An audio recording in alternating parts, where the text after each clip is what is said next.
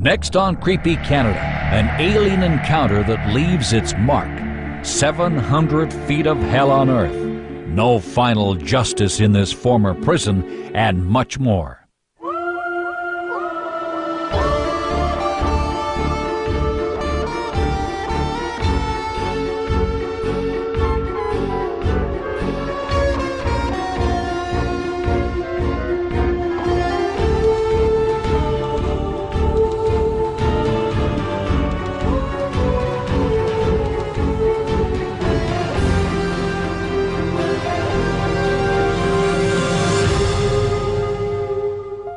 The numerous reports of UFO sightings have been a point of great controversy.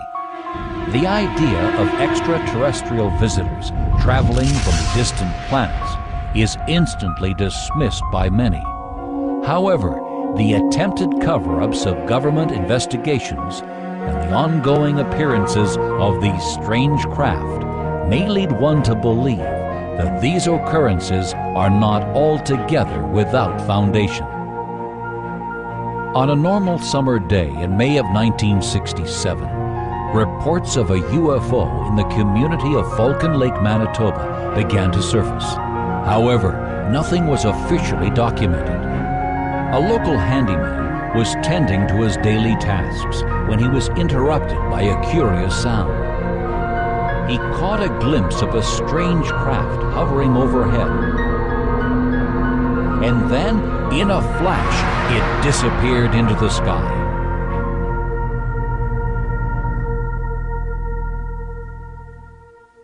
Unidentified flying objects, or UFOs, have been a matter of debate for decades. Flying saucers, Area 51, close encounters, these are all part of this debate's great mystery.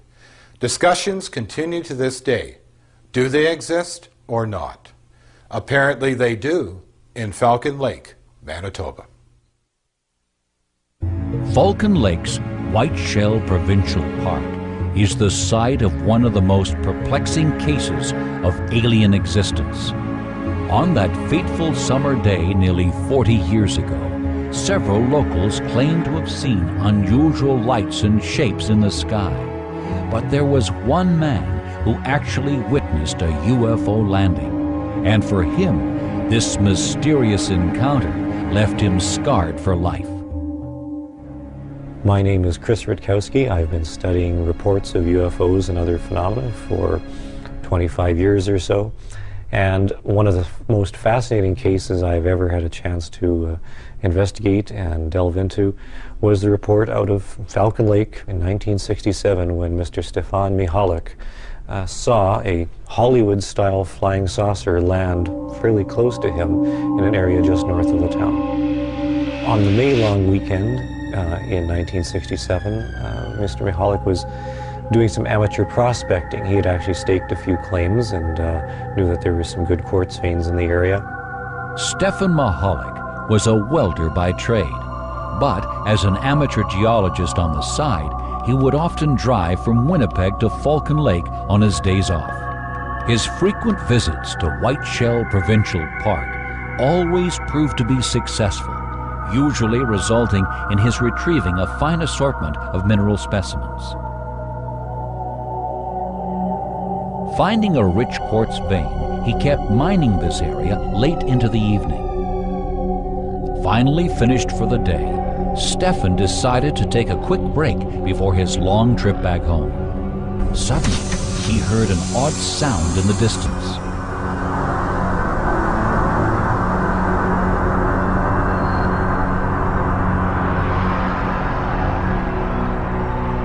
He listened intently, trying to identify the strange noise.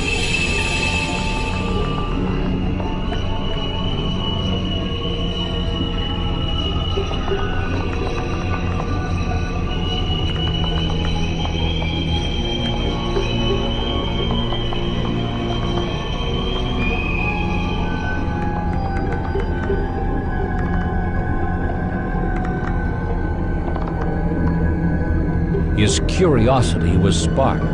Slowly, he walked over to investigate.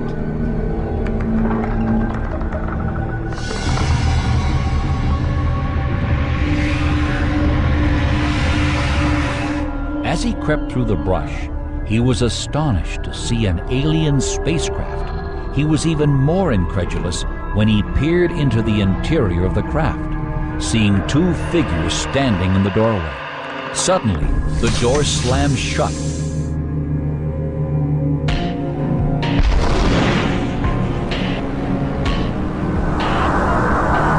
The spaceship took off into the night sky.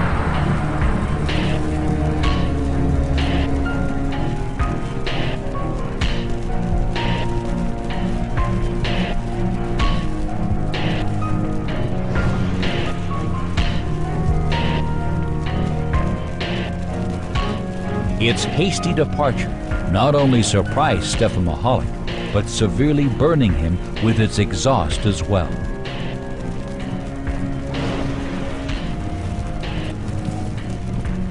He made it back to Winnipeg. He was treated at a hospital. He was feeling very dizzy, very disoriented. He had first and second-degree burns on his chest, had an unusual pattern of burn marks on his abdomen. The psychiatrist who examined him came to the conclusion that Mr. Mahalik was a very reputable man who didn't make up stories as a matter of course, and in their mind, Mr. Mahalik was telling the truth. In fact, the police began an intense investigation. The RCMP, the Royal Canadian Air Force, the United States Air Force, a number of other government agencies, they all investigated the case in great detail. What's curious is that the United States Air Force itself listed the case of Mr. Mahalik as unexplained in its final report on UFOs, which was issued in the late 1960s. This strange account of Stephen Mahalik's experience is almost unbelievable, except for some theories regarding the physical evidence left on his body. At first, doctors claimed that the burns were the result of a barbecuing accident. However, further diagnosis ruled out that theory, and they were unable to determine the cause of the injury. Stephen has been quite diligent about protecting his anonymity, fearing exposure would subject him to ridicule. He has returned to his normal life, with only a few minor recurring health problems. Perhaps we may never know the reasons for this alien visit, but despite Stephen's injuries, many come to Falcon Lake hoping for just such an encounter. After the break, a former sanitarium treats patients long after death. In Fort Qu'Appelle, Saskatchewan, stands the Echo Valley Conference Center, where haunting memories of the past still echo throughout the building. One staff member received a harsh reminder of the center's tragic history when she entered the kitchen, which had once been a morgue. Out of nowhere, a butcher's knife took on a life of its own, slowly rising from the counter by itself.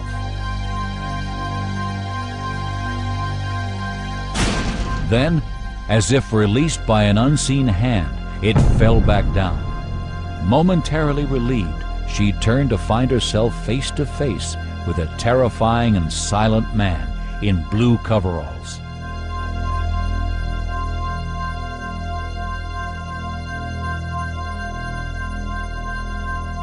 Ignoring her presence, the figure vanished, leaving the woman shaken and once again alone. The Echo Valley Conference Center in Fort Qu'Appelle, Saskatchewan is a beautiful place, but its past was anything but cheerful. As sometimes happens, a building's past may still linger on inside it, occasionally giving terrifying glimpses of what once was. Echo Valley is now a popular location for corporate retreats and private functions. However, staff and guests alike have encountered at least 3 different entities from the building's past who remain connected to the center.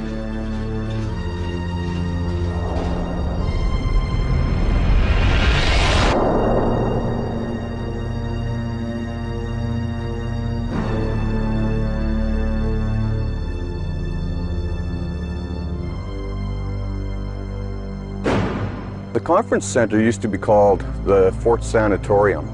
It opened in 1917 for TB patients. A lot of the TB patients came in and they were pretty much so far gone that they didn't have much of a prayer. Thousands of people didn't make it out of here. I think just about anywhere where a lot of people have died, and in a place that's been around for a long time, there's got to be some sort of spirits or some kind of a residue left behind. Yes. Many who suffered with the horrible disease of tuberculosis in the first half of the 20th century were abandoned and left to die alone in sanatoriums such as this.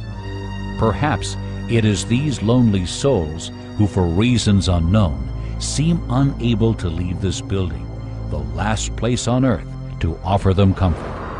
One of the spirits seen at the conference center has a particularly tragic story. A staff member heard a crying child and went to investigate. She saw a woman carrying an infant. The mysterious woman walked off in silence, and then the sound of the crying came from behind her.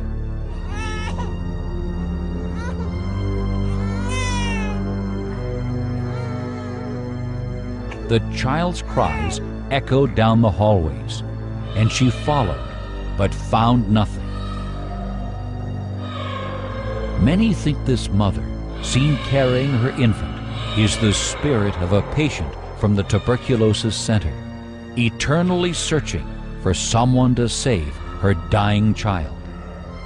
Another mysterious entity has been witnessed on many occasions. During the building's renovation, a staff member heard a woman singing echoing through the empty building. She followed the sound and came upon a woman standing at a sink in the bathroom. She was quietly humming to herself and repeatedly washing her hands. The figure stared at her, then simply disappeared.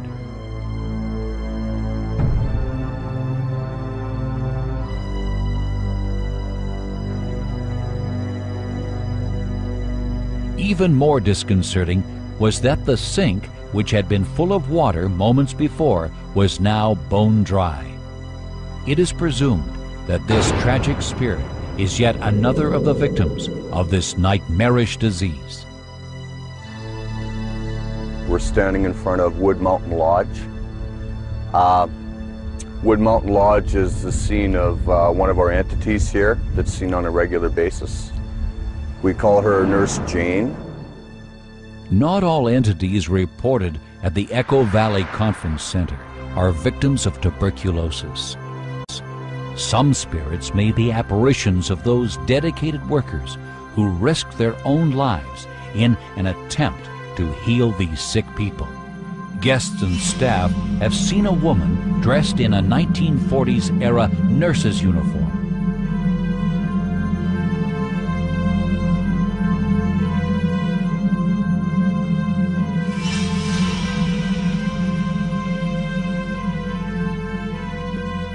Though her appearance can be frightening, after her departure, people have reported feelings of empathy and compassion.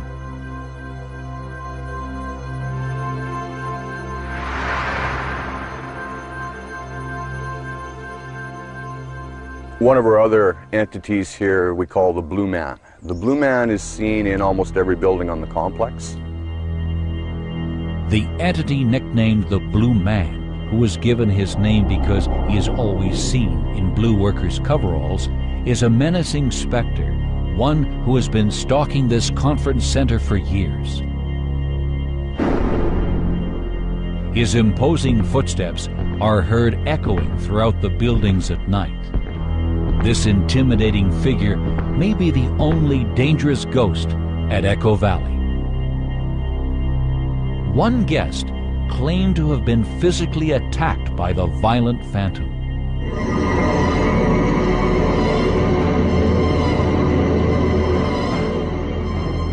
He struggled with this invisible entity until suddenly he found himself released. Many theorize the Blue Man is the spirit of a former hospital employee. The motivations for his violent behavior remain a mystery to this day.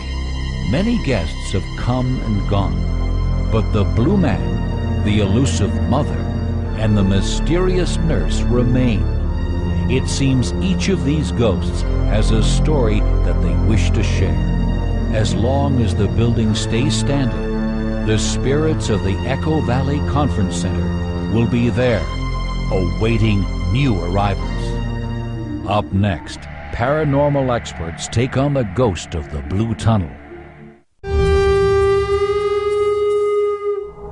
In St. Catharines, Ontario, paranormal researchers and outdoor enthusiasts alike have discovered a previously unexplored haunted location. This 700-foot passage is known as the Blue Ghost Tunnel. Though the tunnel is off the beaten path, those who venture there are rarely disappointed. A hiker who had heard stories about the mysterious tunnel decided to investigate for herself.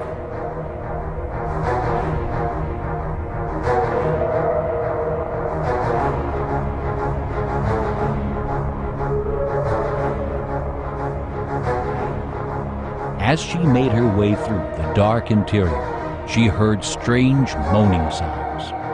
She told herself it was the wind. Then she saw a misty blue apparition moving in front of her.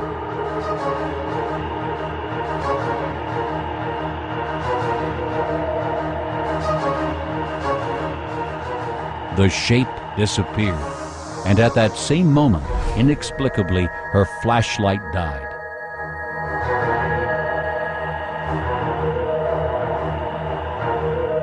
She knew that she had just encountered the spirit of the Blue Ghost Tunnel.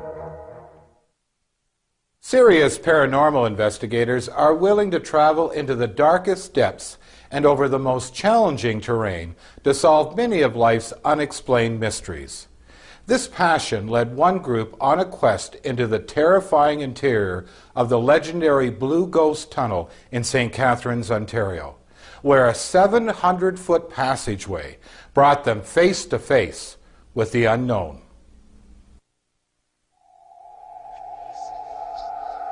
When you go into the tunnel, you're in a different world, and it's kind of you get eerie feelings of being watched, maybe looked over. People have seen strange apparitions in the tunnel, sounds of footsteps, whispering, which I've personally heard inside the tunnel, photographs that are strange and sometimes unexplainable. In 1903, there was a fatal rail collision at the tunnel at the West End. Two trains collided head-on and both engineers were killed. The train wreck may have very well something to do with the hauntings here.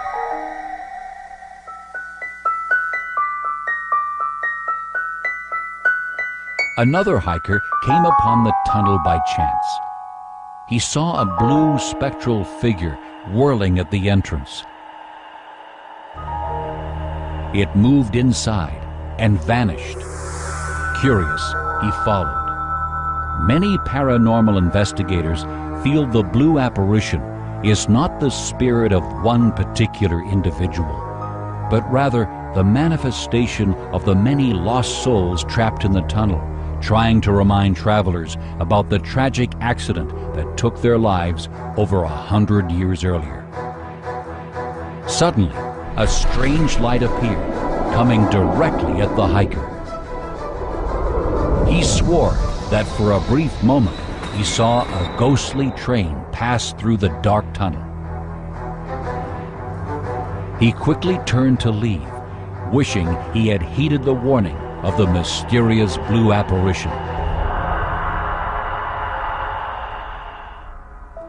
A paranormal research group volunteered to perform an investigation of the Blue Ghost Tunnel. They brought 2 experienced psychic mediums and an array of night vision cameras and electronic detection equipment. The mediums sensed the spirits of the 2 engineers who had died, although they were not told about the train wreck prior to entering. Did you get anything about an accident? I do get the sensation of those 2 men. One is bleeding, on his face. The other one has blood on his outfit, his clothes. I just had my third flashlight. The bulb just burnt out. I've been having problems with my infrared thermostat tonight for some reason. I've had 2 camera batteries go dead on me, and that doesn't usually happen. Supposedly spirits drain power from batteries, although at this point in time I've never experienced that. This is my first night using this little talisman. When I come in here with it, though, it gives a very negative reaction. It's spinning counterclockwise. The pendulum works similar to what Kate was using with her talisman. It picks up the energy of the spirit. It's definitely not a happy energy. I asked if the spirits here were happy, and it's saying no, they're not happy. There's a sadness definitely in the air. I was just standing there by myself because a lot of the time it's easier to get a reading on the EMF meter. And your light was turned off, and then we started hearing the screaming. I'm guessing there are kids out there playing, but then something else started. A long, high-pitched cry. And turning around here, you said you want to go in further into the tunnel, and I'm just getting a great big no. Stuff is going to start happening as soon as we go down there. They're not happy that we're here this late. There's a banging that we've been hearing down at the end of the tunnel. And it had stopped for a while until we started talking about approaching this area again. As we got closer, it started to bang again, almost as if it was telling us, yes, come down this way. There's something else down here. It is not human. There's some kind of energy that comes over here at night. Like I said, this is its spot. Comes rushing through the tunnel. I see this big black thing, ugly looking face just flying through the tunnel. Screaming, running right at us. Coming into this place, I don't think any of us expected it to be like this. So much stuff has been happening tonight, and a lot of our equipment's going wonky. Kate and Michelle are feeling a lot of weird things in here. I personally am not psychic, and I'm feeling uncomfortable in here. It's just really odd. Though the group did not make physical contact with the spirits, the medium's psychic impressions and the unusual photographs taken that night offer compelling evidence of paranormal activity in the Blue Ghost Tunnel.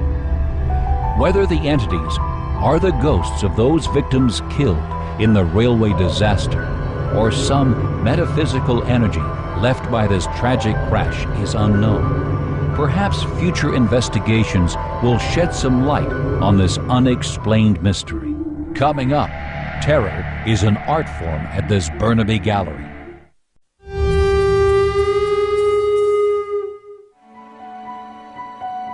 The Sepperly House, an art gallery in Burnaby, British Columbia, is home to more than just wonderful works of art.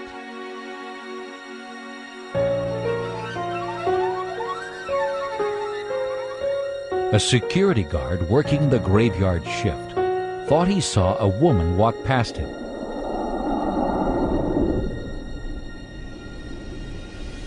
In line with his duties, he left to investigate.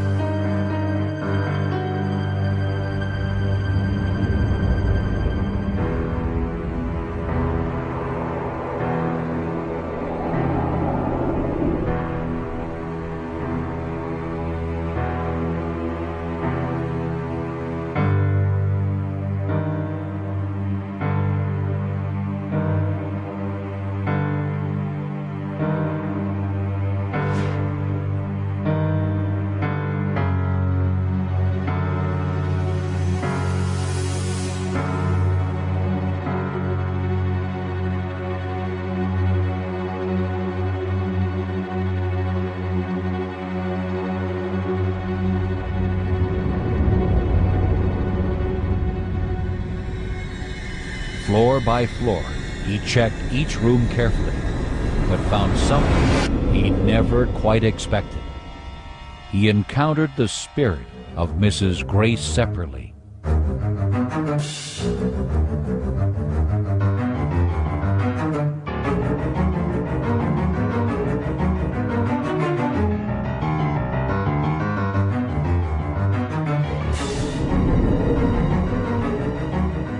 Many other unusual encounters have taken place within the walls of the Sepperly house.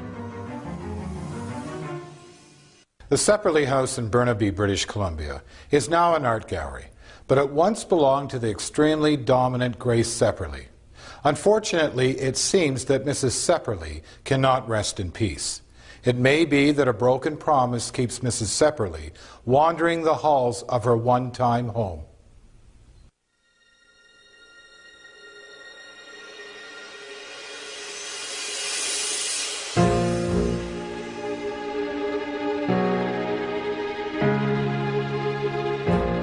A young employee was working in the gallery.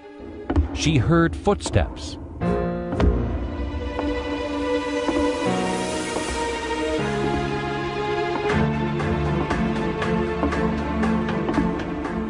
Thinking that perhaps it was a patron, she walked over to greet them. When she reached the stairway, there was no one in sight, yet the sound of footsteps were still emanating from above. Curious, the young employee followed the sound up the stairs.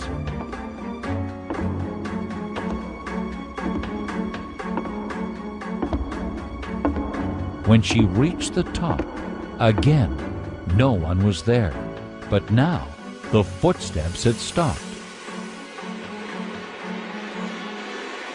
She continued her search, looking in the bathroom.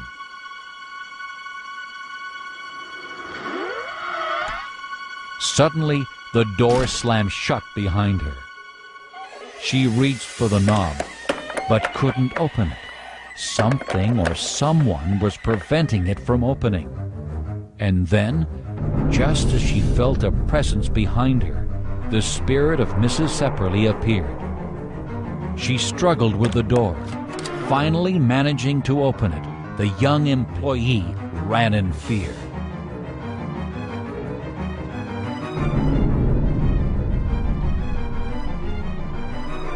It seems the spirit of Mrs. Sepperly still roams these halls, even today. We're standing outside the Sepperly mansion. It was constructed by Henry and Grace Sepperly. We understand it was Grace's money that actually was used to build the property here. Henry Sepperly had many different careers from our records. He was a lawyer by some accounts, a real estate agent by others. Grace Sepperly, her family was well-to-do and well-connected. Mrs. Sepperly died in 1917, and she had a clause in her will that Henry could live in the house for as long as he wanted. When he was to sell the house, the proceeds were to be used for construction of a park in a children's play area in Stanley Park, and it's called Sepperly Playground.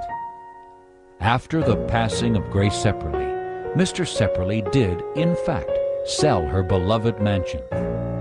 However, rumor has it that after the sale, Grace's wishes for charity went unfulfilled by her husband, who donated only a small portion of the proceeds to the park. Many claim that Grace Sepperly came back to haunt her husband after death. She was not happy that this provision in her will was taken so lightly. A dying wish ignored may surely be the reason for her continued appearances.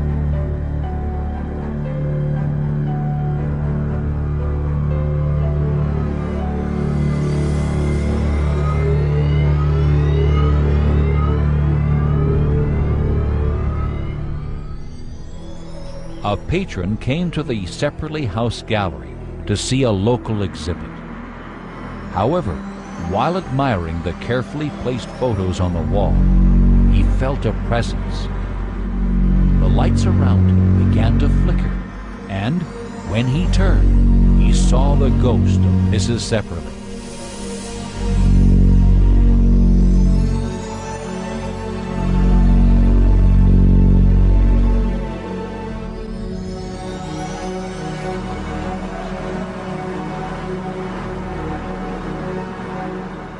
In life, Grace Sepperly was a kind and generous woman who wanted to bequeath a portion of her prosperity to her community. One can only wonder if her husband had fulfilled her dying wish, would her restless spirit still roam the halls of her past home, the mansion which should have been the means to realize her dreams. When we return, a murdered woman finds a shortcut to redemption.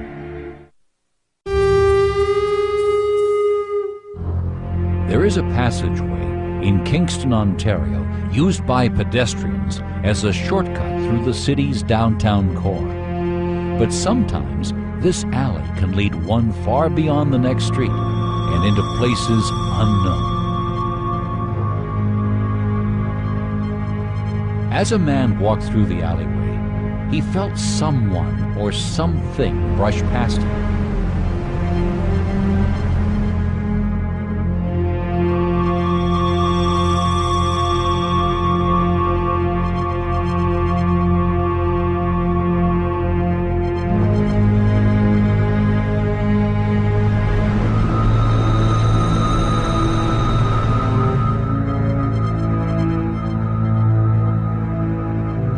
A woman appeared from out of nowhere. The two looked at each other as they drew closer together.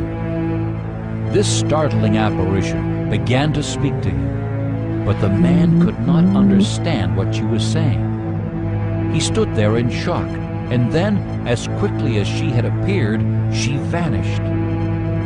When he came to his senses and realized what had just happened, his shock quickly turned to fear, and he ran away. Kingston, Ontario is one of Canada's oldest cities, and with its vibrant history comes equally interesting legends. In an old carriageway now converted to a pedestrian walkway, there is a myth of a woman named Teresa Ignace Beam. Tragedy struck Teresa in this carriageway, and it seems the spirit of this young lady lives on there. A spirit of a woman is often seen in this alley. It seems that she is not afraid of the living. In fact, she often communicates with them in a plea for help from the beyond. People have been reporting hauntings in this area ever since the late 1900s. Now, these encounters have to do with one ghost in particular named Teresa Ignace Beam. There was a photographer who had a studio in this area, and he found out some pretty interesting things one evening. So one night he convinced his assistant to stay late, and they took out a Ouija board to try to contact whoever was causing these problems. Well, they were surprisingly successful. They got in touch with a woman who said her name was Teresa Ignace Beam. She claimed to be murdered in 1868 by a man named John Napier.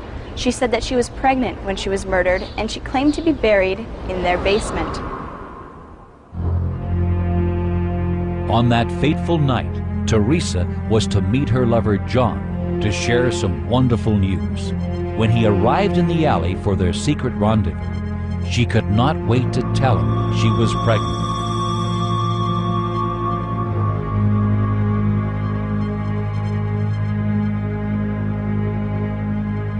John did not take the news well, thinking only of his social standing.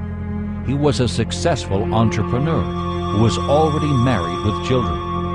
It would be disastrous for his philandering and incestuous affair to be exposed in the community, for not only was Teresa his secret lover, she was also John Napier's aunt.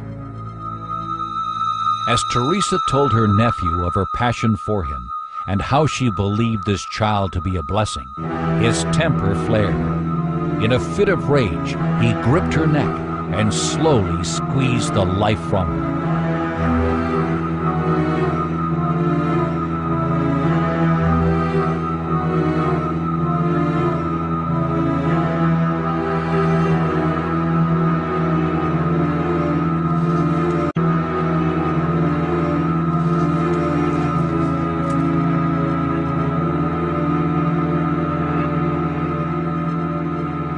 As Teresa's dead body lay on the ground, John looked on, feeling little remorse. He simply turned his back and left. Legend has it that men employed by John later dismembered her body and buried the remains in several parts of the alley. Now Teresa's spirit roams the place of her death, reaching out for help from anyone who comes her way. We call her Kingston's most active ghost for a reason, with sightings up to even a few days ago. Now, people walking through this alleyway have had a number of encounters with Teresa. They've had her approach them and say, "Can you please help me find my bones? They're in the walls. Please help me find my bones."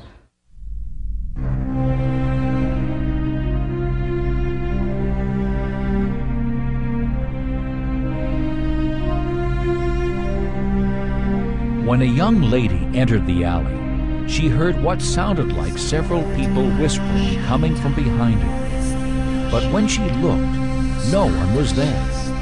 Suddenly, an intense and horrible feeling came over her. She couldn't breathe. It was as if she were being choked.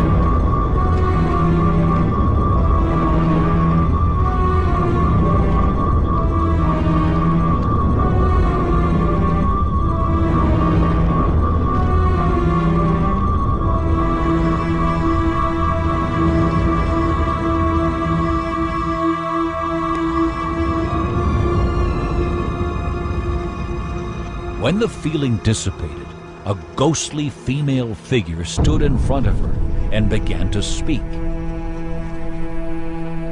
The apparition began to tell the frightened woman the story of her murder, asking her for help to find her scattered bones.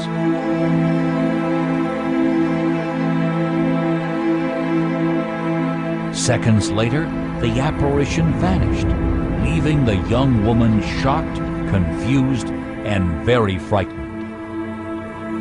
Some say that Teresa returns to the spot of her murder as a result of never having been given a proper Roman Catholic burial, while others believe that she returns to this alley mourning the loss of her unborn child. This one-time carriageway in Kingston was the site of the terrible murder of Teresa Ignace Beam. Her only crime was carrying a child that she conceived in the confines of love.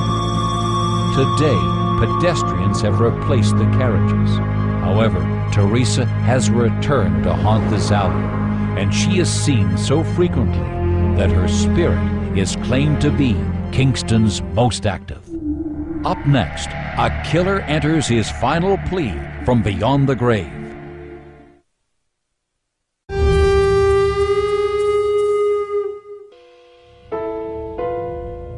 At this New Brunswick City archive, which was once a prison, history seems to live on, uninterrupted by death.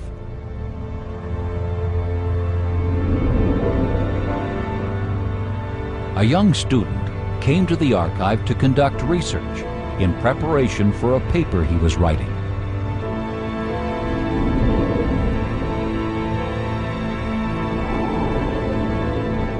Sifting through the records, he felt as if he was being watched.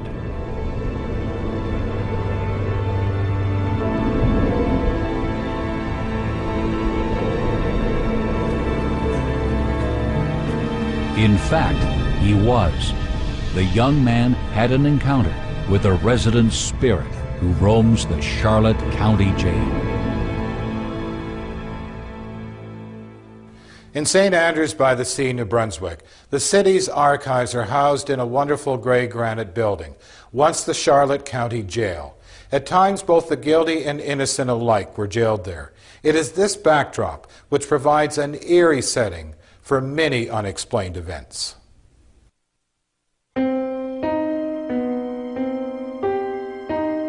In the early 1800s, Thomas Dowd was employed as a farmhand by Mr. Thomas Ward and his young wife Eliza. Dowd was responsible for tending to the homestead, and some say that he took his job too literally and was believed to be having an affair with Eliza.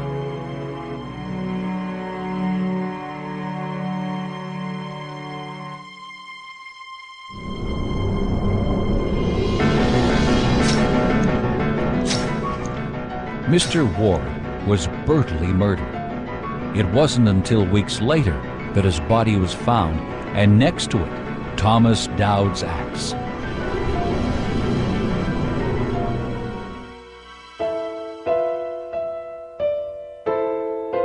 Dowd was charged and convicted of the horrific killing. While in prison, he received letters from Eliza, who had also been arrested and charged with conspiracy to commit murder. But Dowd would be the one to die for the crime.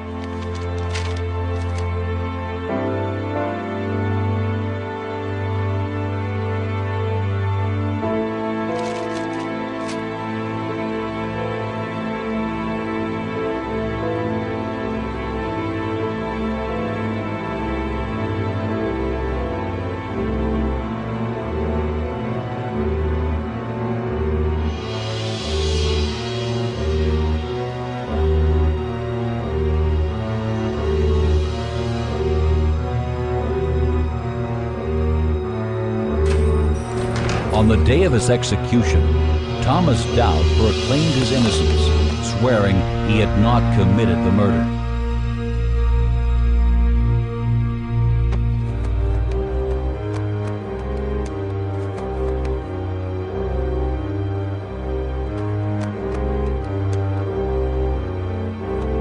But nevertheless, he was hung for the violent crime against Mr. Ward.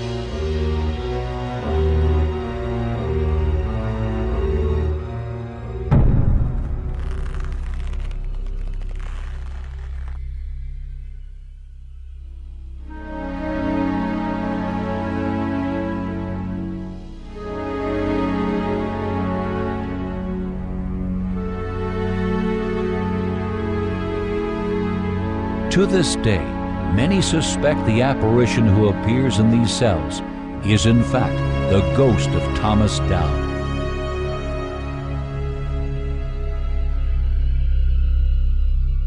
The cell that Mr. Dowd stayed in, which is right beside me here, has had unusual things happening in it. It actually, in September, which is the anniversary of Mr. Ward's death, there's a blue light that comes into the cell. And people believe that it to be writing, "I'm innocent, I'm innocent." The astral hanging, as I said, for him took place in 1879. The last known spotting that we know of for the astral writing on the wall is in the early 80s.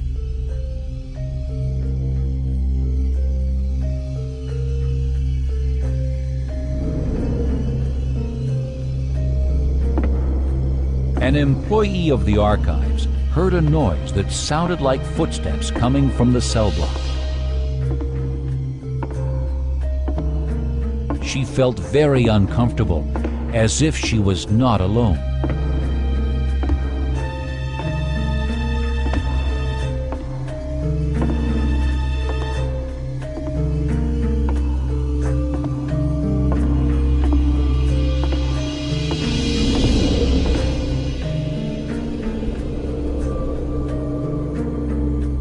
When the woman entered the area that once was Thomas Dowd's cell,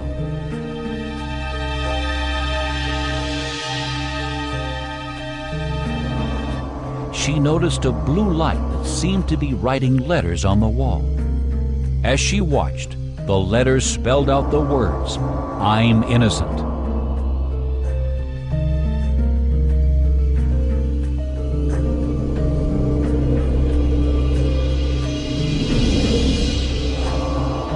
Over the years, numerous people have witnessed this peculiar blue light, and some sightings date back to the prison days before the building was converted to the city archives in 1982. Yes, I did see the light, and I had several different prisoners before that saw the light in that cell, and that's supposed to be Tommy Dowd, a young fellow from La Prove. He's supposed to have murdered this man, but according to all rumors, he didn't do it. Rumors continue to circulate, proclaiming Eliza to be the true murderer. Often, it seems as though spirits become inextricably bound to the place of their death. Could this mean they have unfinished business?